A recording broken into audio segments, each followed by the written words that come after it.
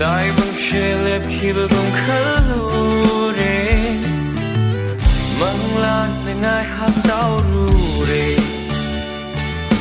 nung shi chiro yen vi chimba du na hai kibawa hai kaya nung shi da togi manglan amada ai se ai ni kaurure